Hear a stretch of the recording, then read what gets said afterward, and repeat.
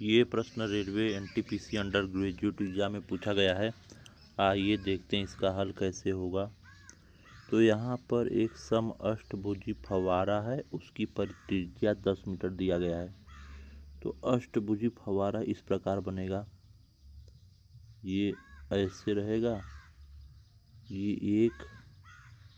एक ऐसे ही रहेगा, ऐसे ऐसे 8 और बनेंगे, 2 3 4 5 6 7 और 8।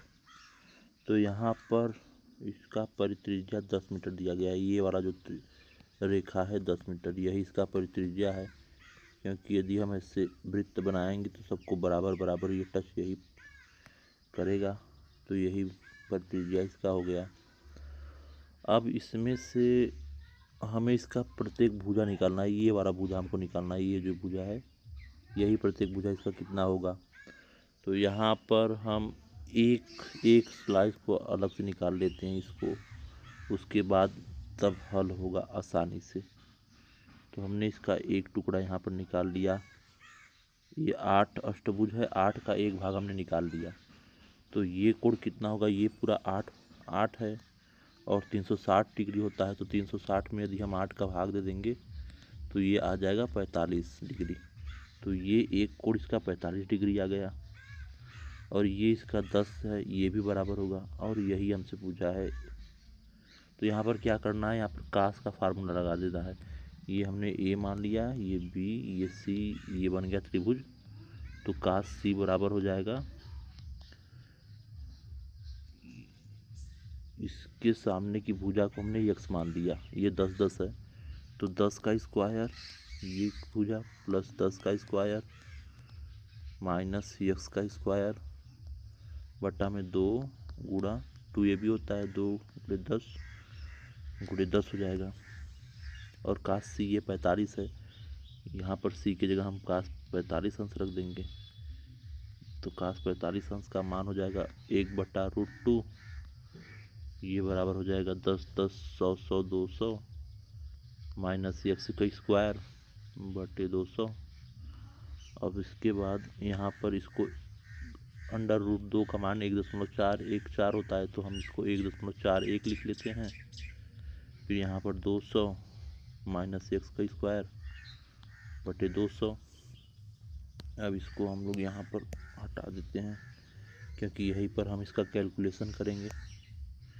तो अब 1.41 इधर है और 200 इधर है, तो ऊपर हो जाएगा 200 बटे 1.41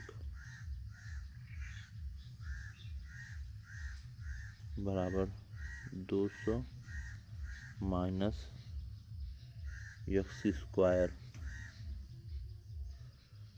अब एक्स स्क्वायर बराबर हो जाएगा 200 माइनस 200 बटे 1.41।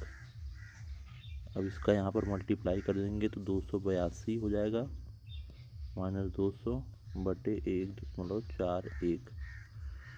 अब उसके बाद ये सब यहाँ से हटा देते हैं। यहाँ पर एक्स स्क्वायर है, तो एक्स स्क्वायर हो जाएगा 82 बटे 1.41। तो अब क्या करेंगे, हम 10 का गुणा दोनों तरफ कर लेंगे, तो 820 बटा 14.1 हो जाएगा। अब 14 का इस पर हम भाग कर देंगे, तो कितना बार जाएगा, 14 25 70 और 12, फिर 14 8 112, फिर 8 पर बचेगा, फिर 14 छंग 84, लगभग 6 बार और जाएगा। तो यक्स स्क्वायर बराबर इतना आ गया। अब हम यक्स का मान निकालेंगे, तो ये यक्स ये 58 जो है, ये कहीं ना कहीं 7 का स्क्वायर कितना होता है, 49। 7 का स्क्वायर 49 होता है इसके, और इसकी 8 का स्क्वायर 64 होता है, इसके बीच में है 58.6। तो आंसर जो भी होगा ये 8 से कम होगा और 7 से अधिक। तो ऑप्शन में एक ही ऑप्शन है जो 8 से छोटा और 7 से अधिक है, 7 6 5। तो ऑप्शन सी सही हो जाएगा।